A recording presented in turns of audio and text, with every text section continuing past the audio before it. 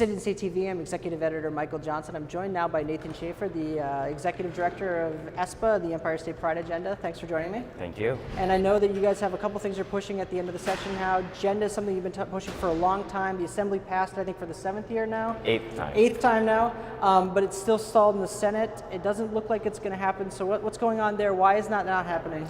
You know, we've been pushing for Genda for 13 years, and the stark reality is that transgender New Yorkers still face discrimination in employment, in housing, in public accommodations. So we've been fighting the good fight for 13 years. We're behind 19 other states that have already passed similar measures, and it's long overdue that New York State do the same. And I know that there's always the kind of uncomfortable topics that come up in the debate about why this doesn't happen, but just recap for a little bit, the people, a little bit of what Genda, I guess the rights that certain people who are transgender don't have.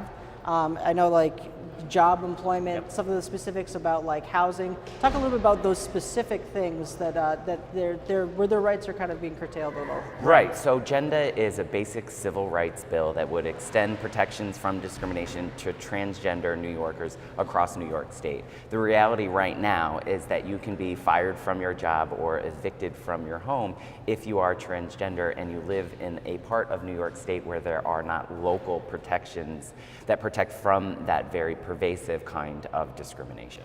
Have you guys ever thought about, or is there any been approach to maybe narrowing the bill so it only focuses on those two topics, the job discrimination and also like the housing discrimination as a more specific and narrow bill? And would that have more of a chance of passing possibly? The reality is that transgender New Yorkers deserve the same protections as everyone else in New York State. So we have to protect people from discrimination in every facet of their daily lives, and that's what Genda would do, and we ultimately will be successful in getting this legislation passed. And it does look a little glim for the end of session. If it doesn't pass in the next couple hours or next couple days, what's your next step? Or what's your approach going into next year to make sure to make it more of a priority for the Senate Republicans, because they're going to still be in control next year as well? You know, we're going to continue the drumbeat. We're going to continue the message. We're seeing a nationwide sweep of transgender visibility with celebrities like Laverne Cox and Caitlyn Jenner.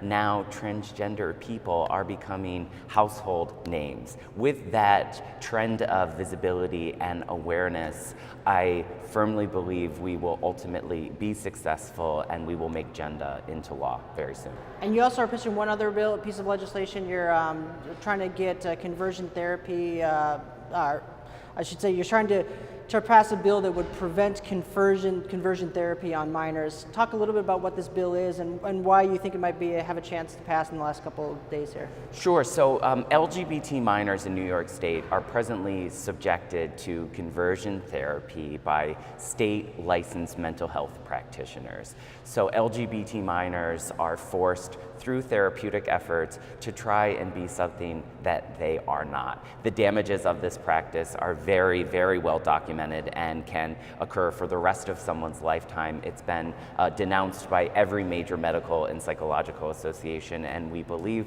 we will be successful in this measure, and we have seen significant bipartisan support. It recently passed the Assembly with 14 Republicans voting for it. It has 2 Republican co-sponsors within the state Senate. It was signed into law in 2013 in New Jersey by Governor Chris Christie. So it clearly is a nonpartisan issue, and it really is a life and death measure for some of our really vulnerable youth. And clearly there's not opposition to this probably if it gets to the floor for a vote in the Senate. Is there a sense that it might get passed over just because of the time constraint at the end, or do you feel like confident that it's going to make it to the floor at some point?